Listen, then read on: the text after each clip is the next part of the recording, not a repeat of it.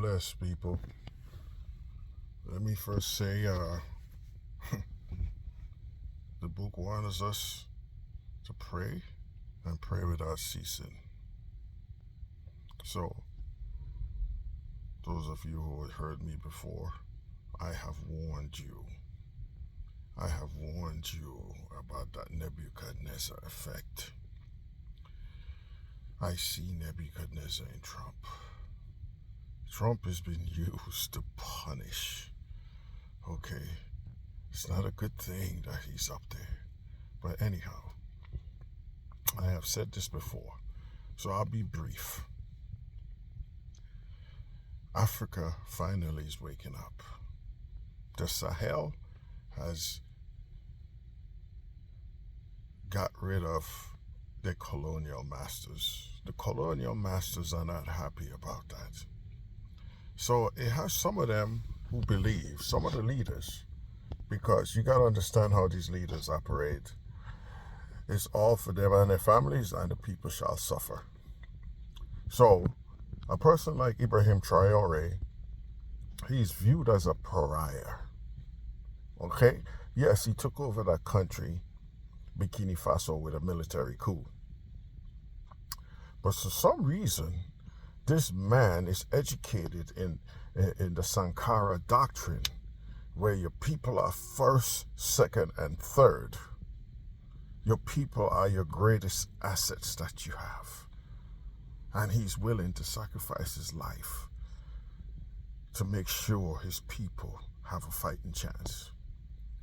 I think Mali is along the same line, Niger, and Namibia. A host of other African countries are waking up. So the little studies I have, one of the philosophies is, if one wants to conquer the world, you have to start with Africa first. Now, many of you heard me say this before, is that the West was in Africa. Instead of they have a symbiotic relationship, the West was parasitic in Africa, sucking the blood of the sufferers there. America was part of that culture, okay? Because we could have got things we needed for little or no money whatsoever. And all we exported to Africa was military bases. We'll give Africa handouts instead of investments. So let me tell you this, folks. Africa is waking up.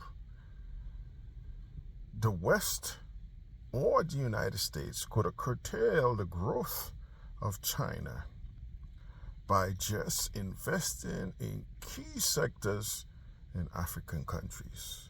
Most of these African countries are more susceptible to westernized ideas than China would ever be. We chose to make a middle class in China. For what reason? I understand the reason. Because the Chinese have over 2 billion people, and we could sell stuff to them. Or we could get cheap labor from them. But guess what? If you had grown a middle class in Africa, Africa has just as much people there. All we need to do was invest in those countries instead of exploiting them. And by doing so, we control the world.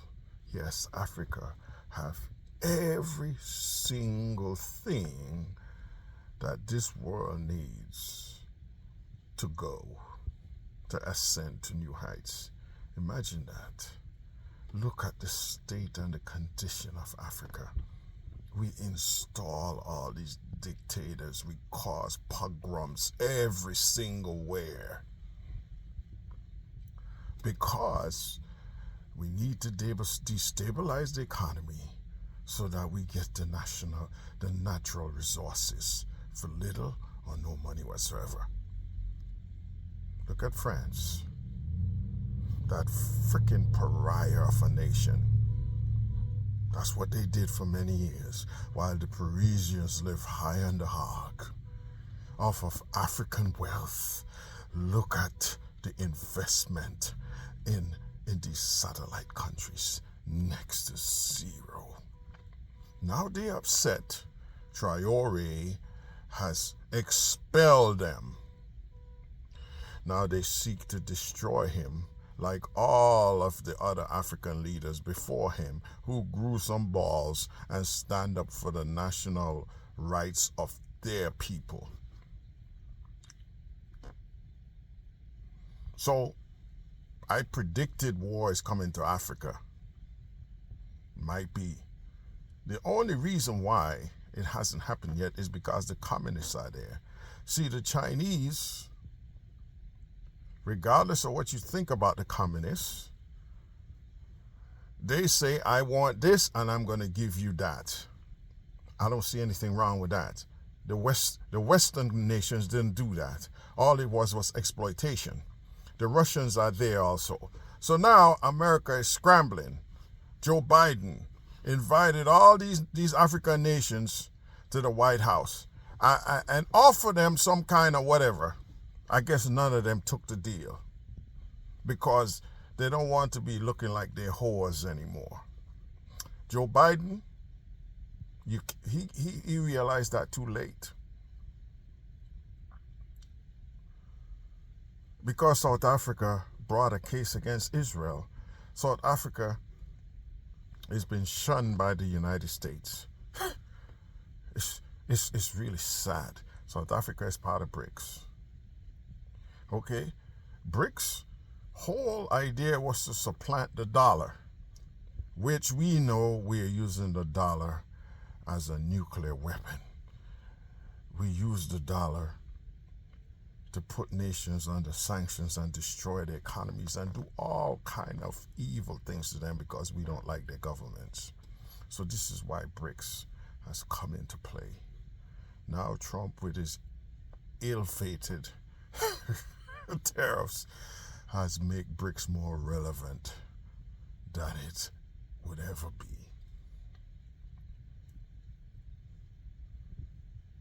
America has missed a golden opportunity.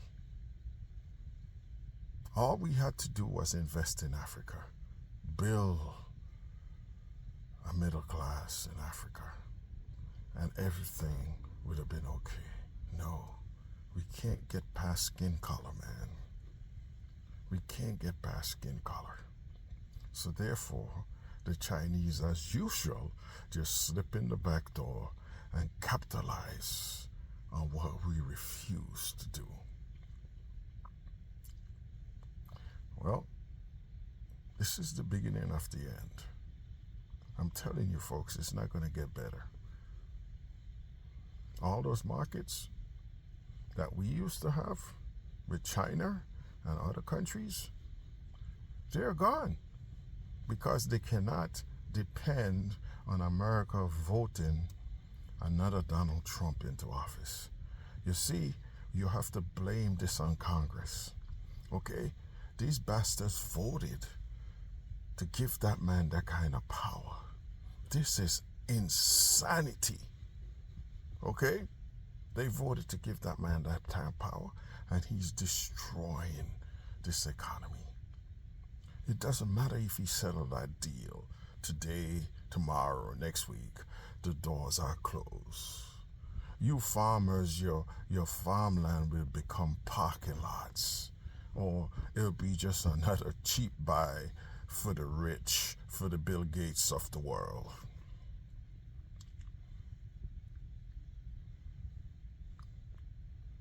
I told you this was going to happen. So I would leave you with this, as disappointed as I am, because my pensions are involved. I don't care about no Democrats or no Republicans. Don't care about no Israel or no whatever, Palestine, whatever. This is my money. My pension is tied up in this type of behavior, okay?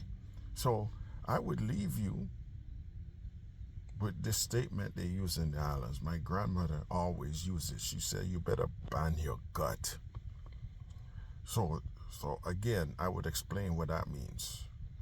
So back then in the agrarian world, a lot of these African women maybe have a child on their back, one in their stomach, and they had to go out there, help their husbands, work the land, and do whatever it takes to succeed. So they didn't want their water breaking in the middle of nowhere because of the stressful work that they were doing. So they would use this type of cloth to secure their bellies, giving them a fighting chance that they could make it to the house or something without their water being breaking.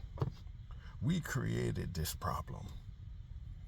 So if your gut isn't banned, you're going to have your water broken in the middle of nowhere with very little help available. This is what is happening to America.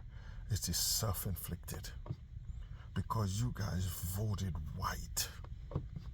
That's all it is. The Republicans and Donald Trump sell you whiteness. Now you get to realize it's not about your skin color, folks.